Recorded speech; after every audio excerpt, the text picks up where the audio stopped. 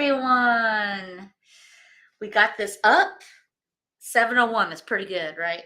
I'll take it. We have been dealing with huge storms here in Middle Tennessee. Well, really the South, a whole string of them. Welcome. If you haven't been here before, this is called the Cellar Geek podcast. I'm the Cellar Geek. I manage private wine collections. And this is a podcast where I started to really talk about things with wine and wine adjacent that interest me, things that get me fired up, topics that interest me, in hopes that maybe you'll hear them and also get interested. Because I think wine's pretty cool. So hopefully you guys think wine's pretty cool too. We've done all kinds of things here on the podcast, from hard ciders or just ciders. Did one, not last episode, the episode before, ciders with Seattle Cider Company. You can order ciders from them using promo code Cellar Geek for 20% off. Also, sakes. I haven't tried any beers yet. Cigars are coming. All kinds of great stuff tasted here and talked about, not just wine, other stuff. So hopefully you get fired up too. Hey, Bella. Okay, so anybody who is interested, Bella included, my foot update. So let's see. If you haven't been following, I had foot surgery in January and I'm still healing from that. I am day 20 wearing a regular shoe.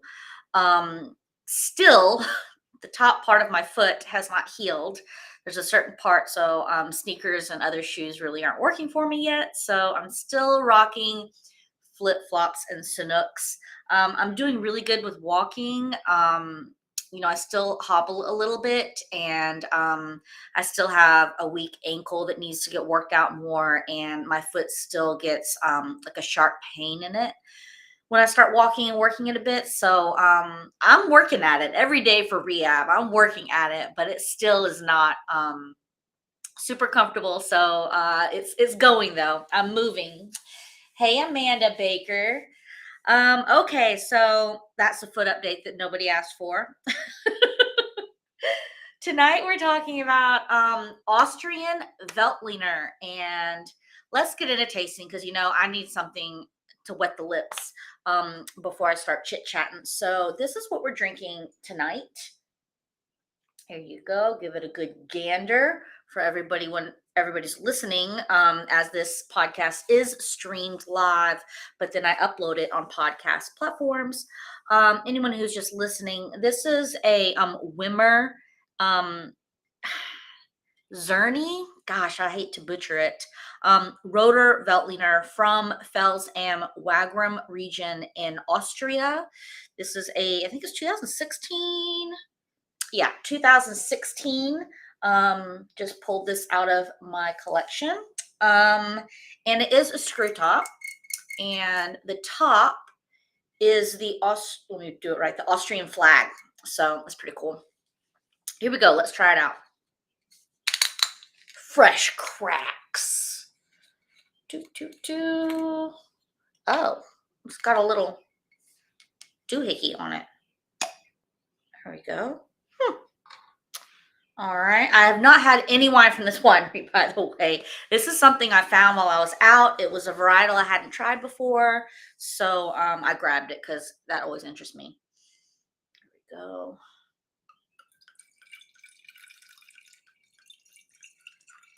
ASMR for everybody who didn't ask for it. So here we go. I'll give it a swirl and a sniff. Hey, Haley. I know, fresh cracks. It smells lovely.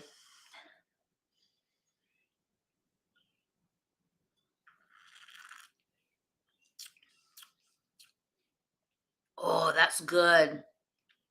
Like fresh apricots and a little bit of like it's not fresh grass, but it's like Fresh cut flowers, maybe a little bit of that green smell, really fresh. I mean, that's the plus also by getting a wine with the screw cap is it's always going to be fresh. Like if this thing is not aging. I says 2016. That's true. I didn't lie. The label's not lying. But the type of closure matters. If this was a natural cork closure, it would have allowed for an ebb and flow of air in and out of it to allow for aging. This was just sealed up tight, and I'm here for it. This is delicious. This might be gone tonight. Mm. Oh, it's lovely. Haley, come over tomorrow. You can drink some of this. It's so good. It's a screw cap, so I can't Corvin for it and hold it later. You need to come over and drink this. You would love this. Mm. What would this pair with? Let me think about it. Definitely a salad wine, like an arugula wine, I swear this isn't high alcohol, guys. This is 12.5% alcohol. Also, might I add, it's a little bit dry and it's not super sweet. It's just very lovely, very feminine. This would go great with like an arugula salad. There we go, get the word out there. With a little bit of spice kick to it. Um, what else would it go well with? Mm, it would go well with a tough day at work because I don't really want to. Oh, that's the rain starting in. I don't really want to even eat anything with this. I just want to drink it by itself. It's so yummy. Let me think. Let me do some pairings here. A hard goat cheese. Let's see what else. I'm just all I can think about is arugula right now, honestly. Mm, yeah, let's stick with that. Just arugula salad and by yourself. Drink it by yourself. I'll share it with you, Haley. It is a good summer picnic wine for sure. It's so tasty. Okay, okay, okay. I'm getting into just like drinking it. Okay, let me actually talk about something other than how delicious it is. Okay, so I said the winery, probably completely butchered the name of it. I'm sorry. This wine is from Austria. Um, Austrian dialect is not so flowing on the tongue. So I probably totally botched that. It's from Fels am Wagram region, as I said on there. Fels am is more specific. The Wagram region is the location that is in Lower Austria. And before I get into where this is, I got a pile of books here because I need a map and some info to be able to tell you guys exactly where it is. I know I'm not great with geography. You guys, power to you if you are. But if you're not aware where Austria is, okay? Everyone who's looking, here's a map. Can you see that? I don't know how well you can see that on my phone. So Austria, you're getting sandwiched. It's kind of like, what's it look like? Looks like a pork chop. Sort of. I'm sorry if anybody's from Austria listening to this and going, she is butchering our country. I'm sorry. Sort of like a pork chop. So the skinnier part of the pork chop, the bone, the top part has Germany, the bottom part has Italy, the tip of that bone is Switzerland. Then the fat part of the pork chop at the bottom is Slovenia, Croatia's hanging out, not quite touching, Hungary, the Czech Republic on the northern part. So it is really surrounded by a lot of countries, but to just give you an idea of where Austria is located. Also, the wine regions we're going to be talking about is in the fat part of the pork chop. Okay. All right. So there's that. Let me get you a map. Last week, I think it was last week. Sorry, I'm losing track of time here. It's been a wild day. Was Karen McNeil's wine Bible I told you all about. I'm looking off camera because it's right over there on the table. I adore my wine books. Absolutely love them. I use them all the time for research. I'm hugging it right now because I absolutely love this book. This is by Hugh Johnson and Janice Robinson. Janice Robinson, who's a boss lady. This is called the World Atlas of Wine. I know it has a jacket somewhere, but I took it off. So it's just like sleek. This is like an amazing book on regions and everything. Really, really great for reference. I obviously enjoy it. You can't see it, but I have like things stuck in it. Okay, so the country, I bookmarked this. Here we go. Ugh, who can see this? I know. Maybe if I was really techie, I could like put some digital map right here in the screen and everything, but I'm not there yet. So it's going to be you looking at a picture in a book is how we're doing this. So here is the picture in the book, okay? The pink portion is Walgum. Let me make sure here. Ugh, the pink portion, yeah, is Wagram. So this hot pink wiggle area, can you see that? I'm doing a terrible job. There we go. That pinky area there is the Wagram area, okay? Now, like I said, this is the pork chop of Austria, the fat part. Right here, so up here is the Czech Republic, and at the bottom of this is Slovenia. And that's all these colored parts are wine regions where grape varietals are planted in Austria. Okay, there's for my really techie graphics. You're welcome. That's how awesome I am at graphics. I just show you a picture in a book. So that's what the map looks like for Austria. Okay, so there we go. So we're talking about the Wagram region. All right. Okay, so this winery, the one that I probably butchered the name, Wimmer Czerny, Czernay. This winery is a family winery dating back to the 17th century.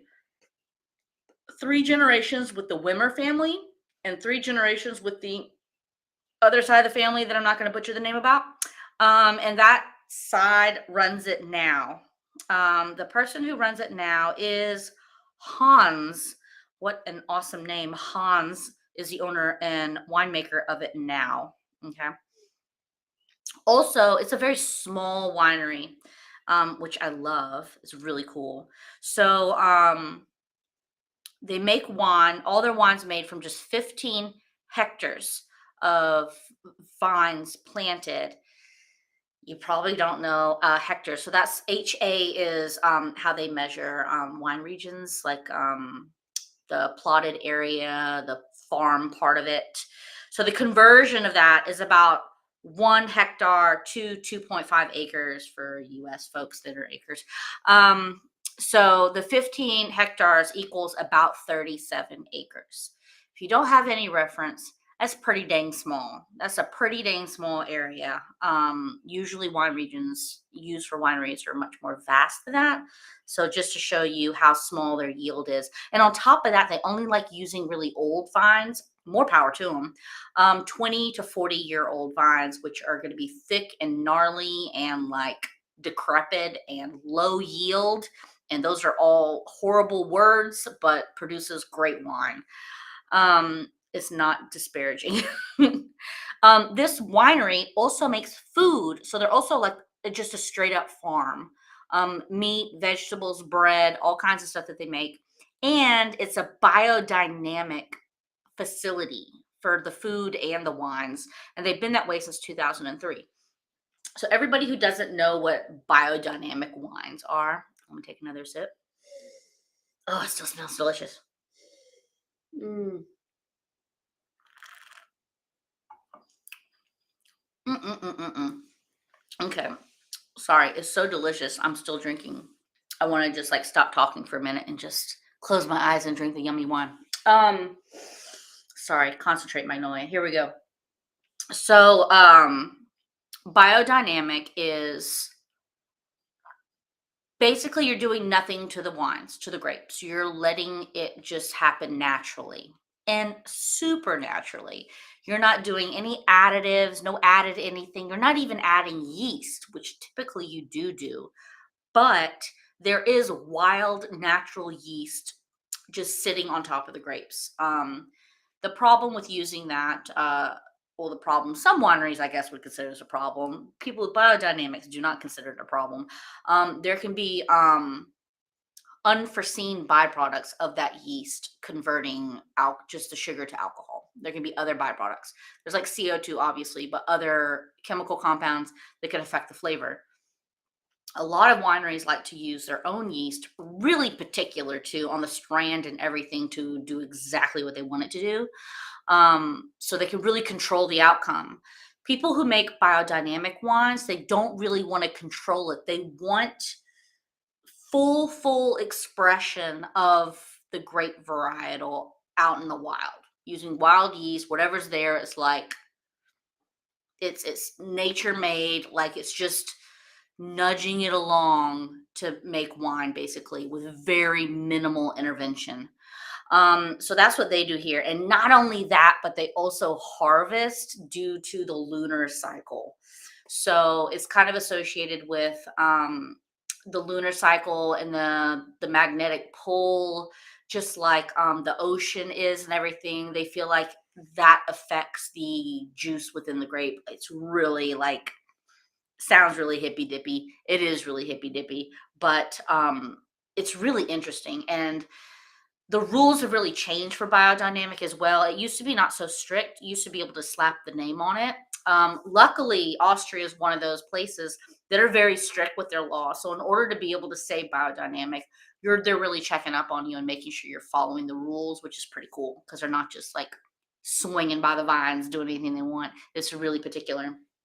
So they make biodynamic stuff. Also, their production is super low. 80,000 bottles a year. That is very low, folks. 90% of the wines that this winery produces is white wine. And really that makes sense also because they're located in Lower Austria. It says Lower Austria, but honestly on the map, the pork chop, it looks sort of northern, but they call it Northern Austria. Sorry.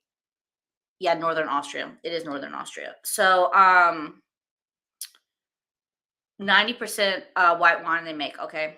So 60% of total of the wines that they make is Gruner Veltliner. 10% is Riesling. 10% is this Roter Veltliner. Zweigelt, Weiburgunder, Traminer, and Sauvignon Blanc. We're not going to get into all the different grape varietals because we're specifically talking about this one that we're drinking today. Okay, also I read that if you're not Austrian, you tend to completely butcher the name Gruner Veltliner. So that I did not butcher the name, I have it ready to go. Here we go. So here's how you pronounce it. Grüner Veltliner. Here it is again. Grüner Veltliner. I feel like I'm saying it pretty good. Gruner Veltliner. So that is the number one planted grape varietal in Austria. If you're a Somm, you tend to put Gruner Veltliner very high up on food friendly pairing kind of wine. If you have a Somm in a restaurant that's like in charge of the wine list, it's like almost like sacrilegious if you don't see a Gruner Veltliner on the wine list. So it's very much a beloved wine in the wine community, as in like if you really know about wine, everybody knows about Gruner Veltliner. It's like yes, Gruner Veltliner is a fantastic food wine. This one is not Gruner Veltliner. Okay, I know it has a similar name, Roter Veltliner. Not the same thing. They're not even related, which is weird. And I looked that up, by the way, because I was like, what exactly is the difference between that? So, a Veltliner, there's 4 different Veltliners, and they're all not related. But they use the word Veltliner and just a different word at the beginning of it. So they're grape varietals from the Valtellina region in Lombardia in northern Italy. That's where they originated from, but they're totally not related, which is kind of crazy. I think it's kind of crazy. I don't know if you think it's kind of crazy. I think it's kind of crazy. So this one is an indigenous, the Roter Veltliner, the one I'm drinking right now, is indigenous grape from Roman times. They said that it was brought 2,000 years ago by Romans to Nordicum. One thing I really found really interesting was that this particular winery, this is their most beloved, prize winning, highest, like put it on a pedestal wine. And I didn't know that when I purchased this at the time. Like I said, it was a grape varietal I was not familiar with, so I snatched it up. And so they call this literally the pearl of the wines that they have and they offer, which I can agree with. I think it's fantastic. I think it's delicious. I'm gonna drink all of it, and not a drippity drop is gonna waste. I don't know why I'm talking like this right now. I'm just like my mouth's salivating from how yummy this wine is. Mm. It's so good. Okay, so they use native yeast. Also, they harvest by hand. This is a smaller winery, smaller production. So they do harvest everything by hand. One thing I really like reading about them was that they have a very long skin contact. So that's where you get this depth and flavor in it. It's a very long skin contact. It says skin contact, but really I'm thinking more like probably on the lees for a long time, which lees are different than the skin contact. The skin contact is just the grape skins. And it might be that way. I don't know. I mean, this was stuff that I was pulling from their website that was translated. So there could be some stuff that I missed in that. They did say that they use just pure gravity to crush the grapes. So they're just plopping the grapes on top of each other and letting gravity push them down and crush them versus like somebody stomping on them. By the way, people stomping on them, I was reading the other day that there was a practice. It was in France, I believe. Yeah, I was reading Wine and Wars book. In France, the practice. So you hear about people stomping and everything. Well, the practice was to have men specifically completely naked, and they would like hang on to something and just be like drop down and lift it up and drop down and lift it up onto the wine. Like their weight was just dropping on the wine and crushing the wine. And they were completely naked. I was reading this paragraph over and over again, thinking, I could just like imagine. I can just imagine what it looks like. A bunch of nude dudes, just totally naked, hanging onto like a rope or something, just being lowered and raised into the grapes. And not only that, but that's super dangerous because during fermentation, it lets off CO2. And it said when it was talking about it that there were a lot of deaths from this. People died from asphyxiation, which is totally plausible because you're not supposed to do that at all. I mean, you could do it in the very beginning before fermentation begins, but once that yeast starts going to munch town on the sugar, like dog, CO2 is being released like crazy. When you get close to that cap, where like the top of the wine is, which is what they were doing. They're just getting dunked in it. I mean, you're just getting just waves of CO2 inhalation. Like it's super dangerous. And women were not allowed to do this practice because in France apparently it was considered bad, not only bad luck, but it was considered that the women would like ruin the wine with their bodies. I don't know. The idea either way of just straight up a nude person just being dunked and dunked and dunked into the wine is like really unsanitary because there's nothing else being done to that juice from that point to you drinking it. Like, oh, it kind of makes me rethink wanting to drink wines that are like really old because I'm like, oh, I'm also drinking this French wine that men were dunked in it naked. That's kind of gross. Anyway, sorry, I kind of went off on a tangent there. I just read that and I just thought about that, like, oh, it's so gross. I mean, it's the way it was. There were a lot of things that are done to it. I mean, most people don't know this, but wines that you drink, tons of bug juice in them, like tons of bug juice. Hand picked, machine harvested, whatever. Like bugs are in the grape juice. And they don't hand pick those bugs out. I mean, there's like I said, there's CO2 there, so it's dangerous to get really close to it to go picking little bugs out. But yeah, anyways.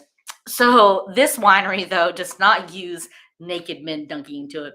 They use natural just gravity, like I said, that biodynamic bit. So just gravity pushing down the grapes. Um, I feel like you can really taste the extra skin contact because this flavor profile is so good. Oh, it smells so good. Mm. It's so good. Like fresh white peach and apricots. It's not too dry. It's I would say medium bodied, not too heavy. It's just really, really lovely. Okay, anyways, on from that. So, Gruner, like I said before, Gruner Veltliner is the most planted grape in Austria, and that it's not genetically related to Roter Veltliner, which is what I'm drinking now. But Gruner Veltliner is what most people associate coming out of Austria. I mean, it's the number one grape varietal that's planted. And just to give you a reference, and then also reference on how I'm describing this wine, and how it's not the same. So a Gruner Veltliner, these are some flavor profiles that you are expected to taste out of it. So you have dry, full-bodied, perfume, spicy, and peppery. And when you age a Gruner Veltliner, it tastes more like a Burgundian or a white wine from Burgundy or a Chardonnay from Burgundy. I don't know why I'm doing this with my finger right now. Hello, wines of the times. How are you doing tonight, my dear Heidi? If you're just tuning in, we are tasting this guy right here, Roter Veltliner from Wagram, Austria. 12.5% alcohol. It is fantastic. It is delicious. I'm so happy that I decided to crack this open. I felt like it was time to go. It's 2016. It was hanging out in one of my wine drawers, and I was like, let's just crack this puppy open tonight. And I'm happy that I did it too, because it is delicious. So yeah, those are kind of the things I have written down about this. And sorry. In case you also want to know why I just flinched, on top of my terrible feet, I also have tendonitis in my wrist, so that's super fun. All just really great things that have happened to me as I've gotten older, and due to working in wine cellars, the repetitive thing of lifting wine bottles with my right hand, because I'm right-handed, has caused me to have tendonitis. So I'm really going to be drinking this wine tonight because this guy has not acted up in a while, because I think my foot has hurt so much from surgery that I haven't paid attention to my wrist. But it's kind of angry right now. So sorry, microphone. Mm, mm, mm, mm. Mm, so good. Oh my gosh.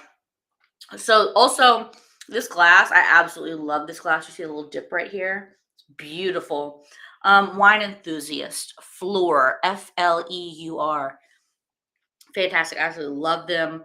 I saw them online, like through another page. I followed a wine page. I just love the elegance of it, the extra long stem. It's just beautiful. So I finally got some for my own, and I love them. Okay. I had this pulled up. Here's another fantastic wine book. If you're looking to buy wine books, I mean, I have like a library of them.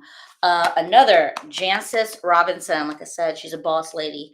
This is the Oxford Companion to Wine. This is also a book that I had to have for studying for the Somm exam. So I love it. It is like, it's hard to show because it's really heavy and now my wrist hurts, but it's like an encyclopedia or dictionary of wine terms and regions, and I'm telling you, almost anything you want, you can just look this up in here. And it's I'm rubbing the pages right now. I'm like, it's beautiful. I love you, book. I do. I absolutely love this book. I use it all the time. Okay. I had this pinned because I wanted to read to you what it said about Roter Veltliner. And like I said before, I picked this up not knowing that this was the best wine that this winery made, not knowing anything about Roter Veltliner, also not knowing that this is a native, like very low yield grape planted. You really rarely do you find this wine, like all this stuff. I didn't know any of this stuff. When I go to a wine store or traveling or whatever, I like to look at the stuff that is dusted, that's forgotten about. It's in a corner, like it looks weird and it's not on display. Like whatever you're having on your display, I'm looking behind that. I'm looking at the bottom shelves, tucked in a corner, whatever. I want to find the weird stuff that nobody's drinking, that's been sitting around a while. Also, that's a really great way to get like deals because it's a wine they probably bought a long time ago and it hasn't sold because this one's probably really weird. Also, it's a not very catchy label. Here in the US, people like see a bright label and they go, "Ooh, look at that," and they're drawn to it to purchase it. This one's not one of those. So I love those. They're like little orphan bottles hiding in a wine store, and I love them. And normally they're priced fantastic. That's another thing I didn't find immediately is the price on this. I didn't have it written down on how much I purchased it for, but if you want to ever see my wine reviews, it is under the Pomm Somm, POMMSOMM. She's right here off camera. If you go to the Cellar Geek podcast Instagram page, I posted a picture of her laying here next to the microphone and everything, the wine bottle, because that's where she is, right next to me all the time. Also, the storms today, she has not left my side. Okay. Anyways. So this Roter Veltliner, here we go. It says, let me get close to the microphone so it sounds really cool. Pink-skinned grape variety, formerly widespread in Austria, once planted in California. It's interesting, I didn't know that. For the production of table grapes and wine, today grown to a much more limited extent in Lower Austria.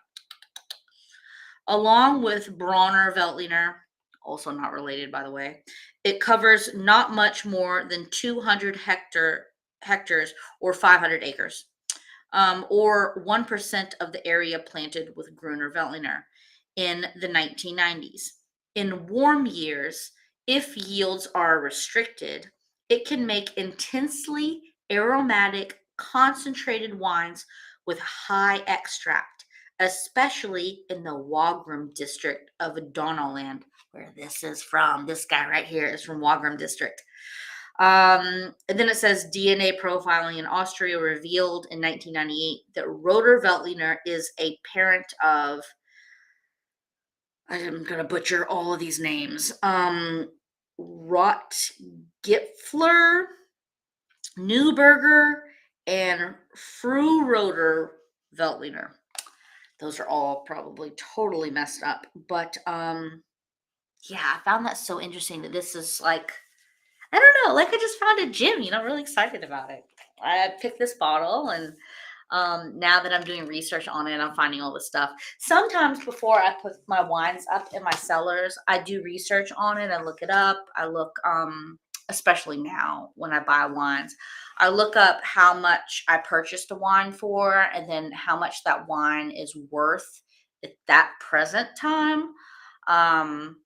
Or I just put how much I purchased it for and I put a date. These wines that I bought like a long time ago, this is one of them. I wasn't doing that at the time, so I didn't have it written down. Now I do that. Now when I purchase wines and I put them up in my cellar, I have a tag, and that tag has how much I purchased the wine for, if it was discounted. So sometimes I'll put a price, let's say $20. I'll put $20 and then 15% store discount. So I know that the wine that's the price I paid for it, but it was discounted. So the value of that wine was higher at that time that I purchased it. I put down the purchase date and I also put down the purchase location because I feel like it's really important because state taxes. If you're not from the US, we have states, and different states have different taxes. So that's what I do now in my tags. And also sometimes I research them and then I put some information on there. If I would have researched this, I would have had little notes on my wine tag about it. And then when I went to grab the wine, I could look at the wine tag and go, oh, that's interesting. And I'd read a little tidbit. Sometimes I do that for my wine cellars too. I put little tidbits, little added bonuses in there. Mm. Oh, it's so good. Pour a little bit more. I'm telling you guys, this is gonna go fast. For everyone who loves tuning in live, just so you know, next week, my podcast will not be streamed live. It will be pre-recorded and posted on Tuesday. So I'm actually going to be filming that tomorrow and scheduling that post, which also I got to figure out how to do that. I'm not really sure how to do that. Maybe my buddy Timo will help me figure out how to do that. Timo, will you help me figure out how to schedule posts? Let's see. Maybe he will help me. I'll text him later and see if he'll help me out with that. But yeah, this is fantastic. I implore you, if you go to wine shops, to go out of your comfort zone. Maybe you're not quite to the level of comfortable. I would say of comfortability. I don't think that's a word.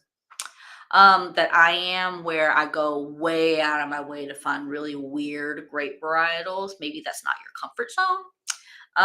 But I would say to try a little something out of your comfort zone. Even my friend Haley will tell you, I've gotten her out of her comfort zone and she's fallen in love with some stuff that she didn't even realize that she liked.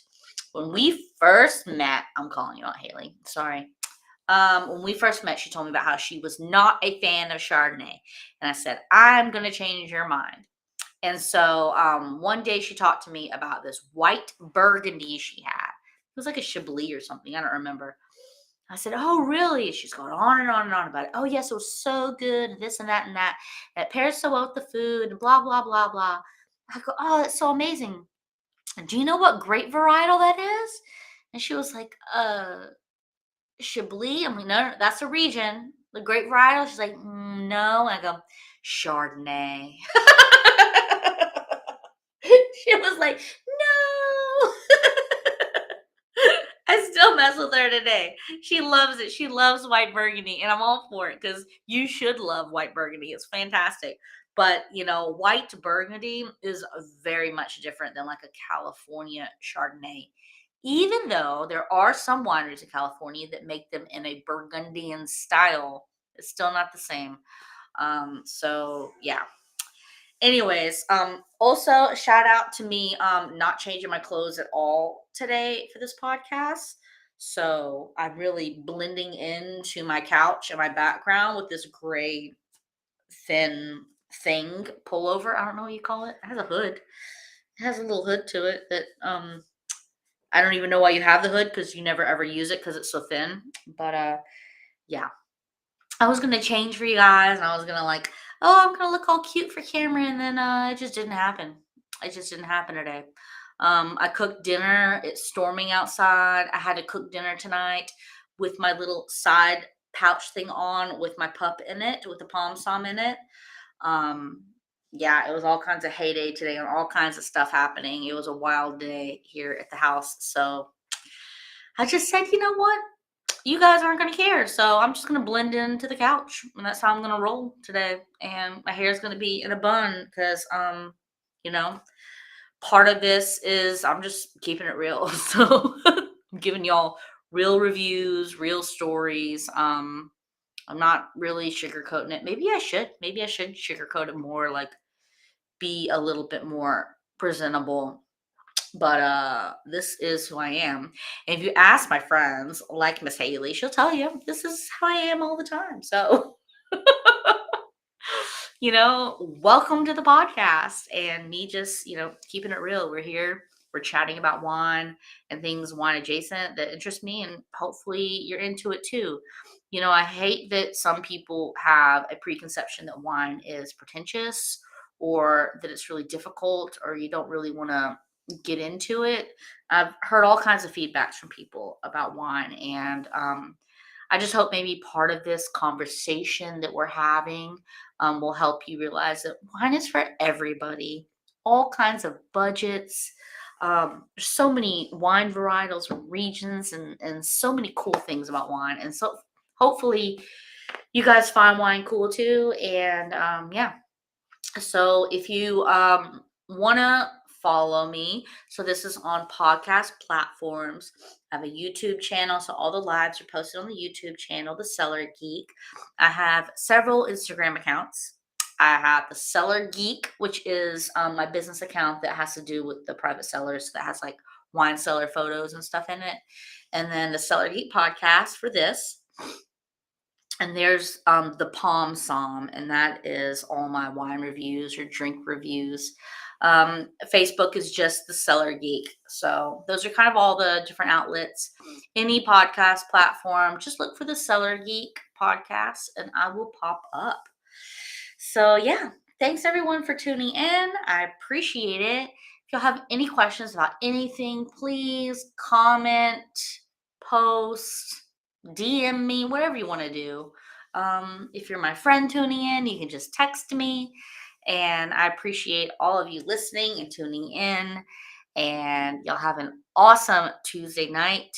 And please listen or tune in for the post that I'll be doing pre-recorded for next week. Thank you guys so much. Have a good night. Bye.